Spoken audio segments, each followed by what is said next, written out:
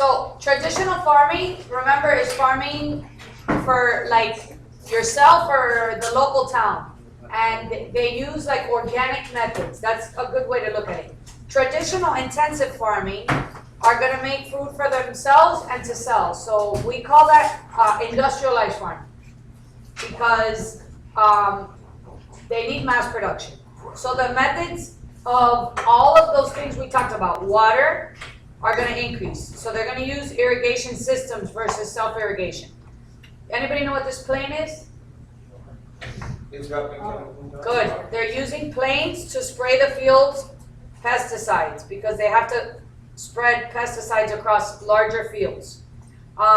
They're buying fertilizer. So remember, Vicky, you were asking me, isn't all fertilizer organic? And in a sense it is because this fertilizer is made out of phosphorus and nitrogen, but it's processed, packaged, and it uses energy to make, so it's a step down in that sense. And what am I missing here? Fertilizer, water, pesticides, and plowing, which is the next page.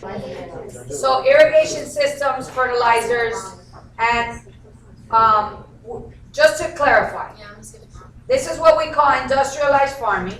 You grow for yourself, but mainly it's for exporting or selling to large areas. And they increase all of these things. They increase water, they increase the use of fertilizer, they increase the use of pesticides, and all to increase yield. They also increase energy, okay? They're gonna use machines to plow.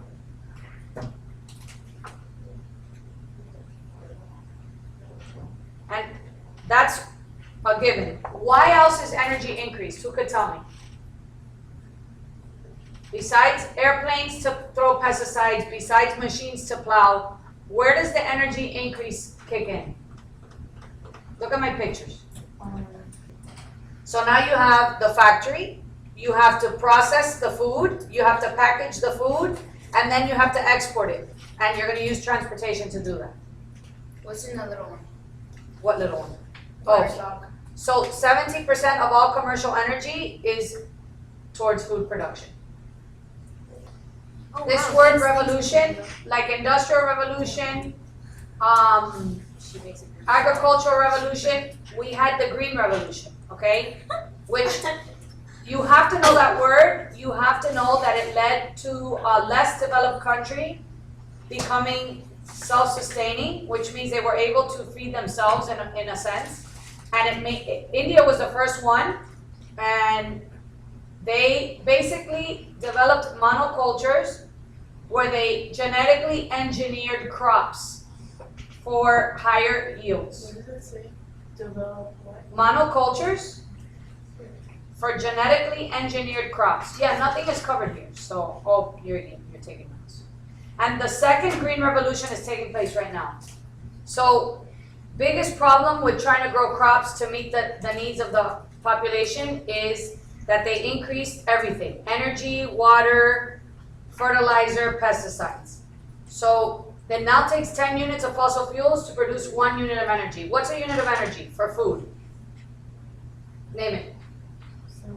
No, a unit. When we mention unit, we're mentioning how do you measure or calculate energy in food. How do you calculate your food energy? What do you call it? Protein. Protein has what? That's what? Yeah, but what is the energy? And protein really isn't the energy. The energy comes from fats, Carbs. and carbs. You count them. What are you counting? Calories. Good. Joules is also a unit of energy, but mainly for food, you use calories.